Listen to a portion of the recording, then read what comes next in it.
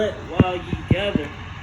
while ye gather up the tares, ye root up also the wheat with them.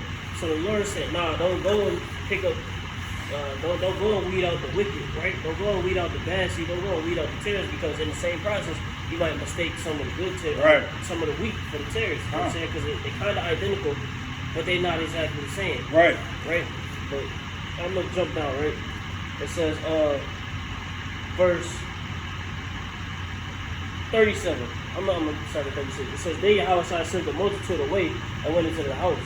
And his disciples came unto him, saying, declare unto us the parable of the tares of the field.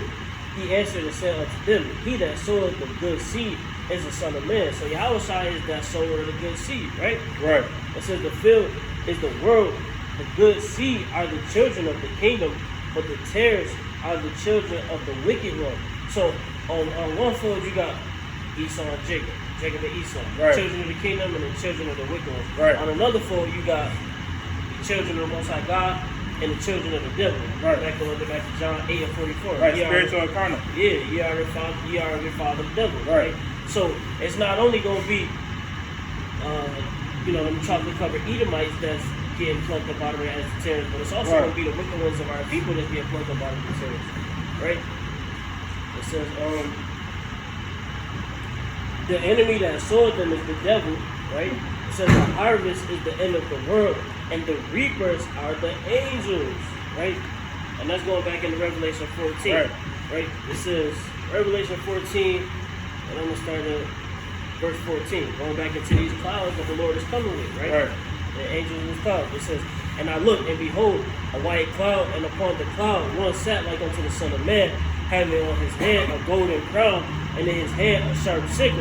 And another angel came out of the temple, crying with a loud voice to him that sat on the cloud, thrust in thy sickle and reap, for the time is come for the time is come for thee to reap, for the harvest of the earth is ripe. And like Yahawashi said in the parable, that harvest is the end of the world. Right? He's coming to reap these wheats and these tares. So now is the time for that separation. Now is the time to glean and go through the field and separate the wheats from the tares.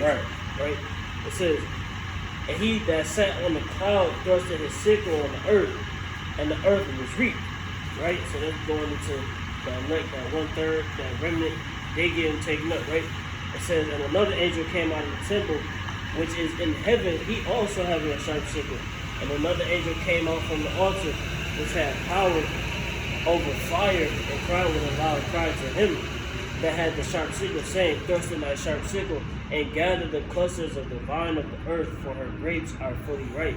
And these Edomites, but let's just say this is all the wicked. It's all the wicked. Whether you Edomite, whether you Ishmaelite, whether you Israelite, right? This is all the wicked. They all going into that wine press. These are all the bad fruits of that evil cluster, right? It says, and the angel thrust in his sickle into the earth, and gathered the vine of the earth, and cast it into the great winepress of the wrath of God. And the winepress was trodden without the city, and blood came out of the winepress, even unto the horse's bridle, by a space of 1,600 furlongs. So there's going to be so much bloodshed when Yahawashi return from slaying the wicked, chiefly the Edomites, right? But also the 2/3. There's going to be so much bloodshed and carnage that it's going to be a lake, basically, of blood, about 6 feet deep. You know what I'm saying? For miles, right? But you got it. This could look at second edges, so like the brother was going into. Hey, when it says they reap, they already gathered all the elect, right? So this could look at second edges of the 9 of verse 21. And I saw and spirited greatly, and have kept me a grape of the cluster, right? So the Lord going to gather up the elect at that time before he bring destruction on the earth, right? And it says, in the plant of a great people, let the multitude perish then, which was born in vain, right? So a lot of people was ordained to be destroyed, man. They were basically born in vain, right? And it says, and let my grape be kept, and my plant, for with great labor have I made it perfect, right? And then we go into the wine press that the brother was going into, that harvest represents the end of the world, because the Lord's not gonna you're not gonna come to your harvest and start picking grapes until everything is right. Meaning all the prophecies came to pass, and now it's time for Yahawashi to return, right? And another quick precept, Joel 3:13. It says, I'm gonna start from 12, right? It says, let the heathen be wakened and come up to the valley of Jehoshaphat. So it's just Now all these things is tying in, man. That's why you gotta go precept upon precept when you're dealing with prophecy. Everything you're bringing out now is tying in, right? It says, because that's where the battle of Armageddon gonna be, in the valley of Jehoshaphat, right? It says, for there will I sit and judge all the heathen round about. Put ye in the sickle, right? So that's where where the winepress is gonna be, in the valley of Jehoshaphat, right? And it says, put ye in the sickle, for the harvest is ripe. Come get ye down, for the press is full, the fats overflow, for their wickedness is great. Right? So that's plain, man. Once the wickedness is at its max point, now Yahawashi gonna return, man. And that wine, and he gonna get bloody, right? I got one more real fast. The classic, right? Isaiah 63 and verse 1. And it reads, who is this that cometh from Edom, with dyed garments from Basra, that is glorious in his apparel, traveling in the greatness of his strength? I that speak in righteousness, mighty to save. So this is Isaiah. He kind of seeing the vision. And he like, man, who is this that's coming from Edom, man? Right? Lucky, I just remember something too. When you go, it's certain Bibles, but I know even when you go into the app, that's the only verse in the Old Testament that's red letter. Oh, word? Where it say, I that am righteous, mighty to save. Well, that's crazy. Righteous, mighty to save. Come on, bro. That's direct cut to what does red letter mean? Like, right. If even they could comprehend that that's Yahawashi, how can nobody else perceive that that's Yahawashi unless the Lord put the spirit of blindness upon him? Right. What you got? And it says, I that speak in righteousness, mighty to save. Right. So this is Yahawashi answering Isaiah, like, man, it's me. Right. This is plain. Right. And it says, wherefore art thou red in thine apparel? So now Isaiah is asking Yahawashi, why is a garment red? Man, what's going on?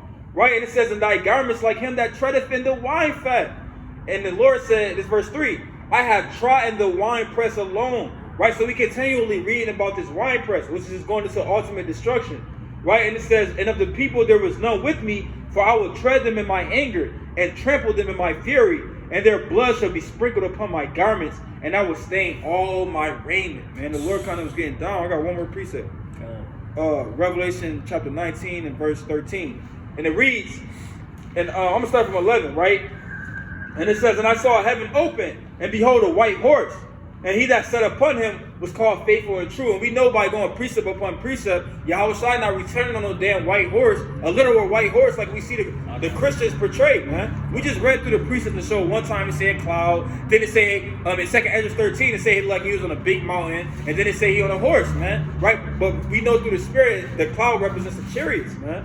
Right? And it says, and called faithful and true, and in righteousness he doeth judge and make war. And I'm going to jump to verse 13. And it reads, and he was clothed with a vesture dipped in blood. Right? So like this going into the same, Isaiah and John the Revelator continually seeing the same thing. Right? So John the Revelator, now he's seeing Yahawashi coming from Babylon. Right? And it says, and his name is called the Word of God. And we know that's Yahawashi. And I'm going to jump to verse 17. I'm gonna jump to verse 15. That's all I want. And out of his mouth goeth a sharp sword. Right? And the Christians will tell you Yahawashi got a damn sword coming out of his mouth. And he kind of going around like this, stabbing people with his mouth. Right? And folly, man. Right? But we know that's talking about out of the damn chariots, man. These same laser beams, fire, and brimstone we continually reading about. Right? And it says that with it he shall smite the nations, and he shall rule with the rod of iron. And he treadeth the winepress of the fierceness and wrath of the almighty power, man. Hey. Come on, man. Hey. It's coming. It's coming to a city. Hey, coming to a city near you, man. Come on, man. You can't get away from it, man. I just want to touch on these chariots real quick. Right? I just gotta make it plainer, right? You can't get around this, right? This is the book of Psalms, chapter 104, verse 3. It says, I'm gonna start at verse 1. It says, bless Yahweh, O my soul. O Lord my God, thou art very great. Thou art clothed with honor and majesty, who coverest thyself with light as with a garment, who stretches out the heavens like a curtain, who layeth the beams of his chambers in the water, who maketh the clouds his chariots, who walketh upon the wings of the wind. Right. So come on, man. The chariots is the clouds, right? I got right. one more real quick. This is the book of Revelation, chapter 1, and verse 7. It says, behold, he cometh with clouds, and every eye shall see him, and they also which pierced him, and all kindred of the earth shall wail because of him. even so, amen. So, hey, everybody's gonna lay hold on the event. Right. That's what I said. Like, it's gonna be a glorious thing. You can't miss it. You know what I'm saying? You can't miss it. If you gonna see the sky crack. Remember how I was showing you, like, I was showing y'all brothers the Eternals last night? Right. Where, hey, what was he called? Like a celestial. He cracked up in the sky. You see his visage in the clouds. Right. And all of a sudden, he's just beaming people up. You know what I'm saying? And that's kind of how that thing is gonna play out. Yeah, this damn UFO invasion spirit, man. Yeah. Right, alien invasion spirit that Esau put in the world. Right, but it's really the angels of the Lord. Right, and I gotta just to go into Yahawashi. This is what we waiting for. Yahawashi's kingdom, man. That's us. Right, come. It says Luke 1:33. 1:31, and behold, thou shalt conceive thy womb and bring forth a son, and thou shalt call his name Yahawashi. I was up to 33, and he shall reign over the house of Jacob forever, and of his kingdom there should be no end, man. That's the thing. And with that, Come here,